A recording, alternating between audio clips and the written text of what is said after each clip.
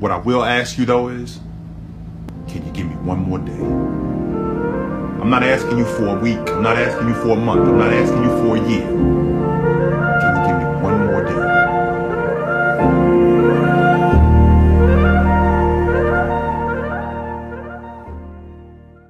Picture this. It's the summer of 2020. Lockdown has taken over the world, and all you've got is time. You're sitting at home, the afternoon sun peeking through your window. You grab your controller, boot up Fortnite, and there it is. Chapter 2, Season 3. The flooded map loads in, and right as you're about to drop, you check your friends list. Everyone's online. You invite them to a party. The sound of familiar voices echoing through your headset. A few clicks, and you're in a squad match. The vibe is perfect.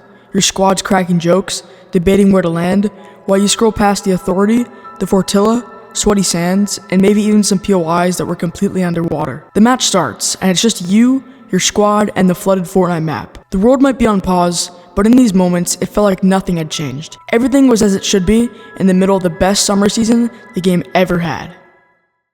Fortnite Chapter 2 Season 3 is hands down the most overlooked season in the game's history. Between the powerhouse that was Chapter 2 Season 2 and Chapter 2 Season 4, Chapter 2 Season 3 tends to get lost in the mix. But when you break it down, it was the best summer season Fortnite has ever had. Today we're diving into why this season was way better than people remember, and why it's time to give it the respect it deserves. Let's start with the elephant in the room. Yeah, I know everyone loves to rave about Chapter 2 Season 2's Agency and Spies, or Chapter 2 Season 4's Marvel Heroes. But Season 3 had its own charm. In fact, it was the best summer season, and I'm ready to argue with anyone who says otherwise. Sure, Chapter 1 Season 9 is often brought up as the top summer season, but can we talk about how terrible the loot pool was? Season 9 gave us one of the worst weapon sets. Don't get me started on the burst SMG. The pump shotgun may have been vaulted again, but the charged shotgun was a solid replacement. And after a while, players got used to it. Honestly, it wasn't as bad as people made it out to be. If we could adapt to the combat shotgun back in Season 9, we could definitely handle the charge. And let's not forget about the best unvault of the season, the hunting rifle. Now let's talk about the map changes and gameplay. The main 4 new POIs were the Fortilla, Rickety Rig, Caddy Corner, and the Authority. But there was one more.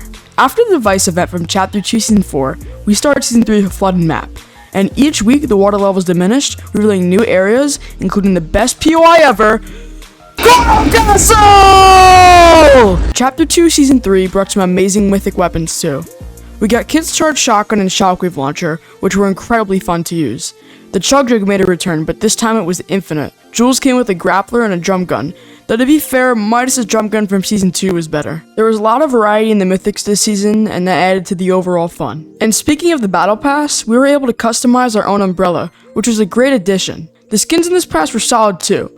I think one bad part about this season was the Victory umbrella, but maybe that's why they let us customize our own. If we're talking about game changers, we can't skip the introduction of cars in this season. Easily one of the most balanced forms of mobility ever added to Fortnite. They weren't overpowered, but they were useful enough to get around the map quickly without feeling broken. Fast forward to Chapter 5 Season 3, and cars, well, let's just say they weren't so perfect anymore. Now I'll admit, this season had its issues. The launch delays were a pain, and the pump being vaulted for the charged shotgun had mixed reactions at first. But like I said earlier, players got used to it. We'd already experienced a similar change with the combat shotgun in Chapter 1 Season 9. It was just another round of getting used to something new. In the grand scheme of things, Chapter 2 Season 3 often gets overshadowed by the seasons around it. But when you break it down, it was filled with memorable moments, great loot, evolving map mechanics, and the introduction of cars that balanced mobility perfectly. If you've been sleeping on the season, it's time to wake up and give it another look.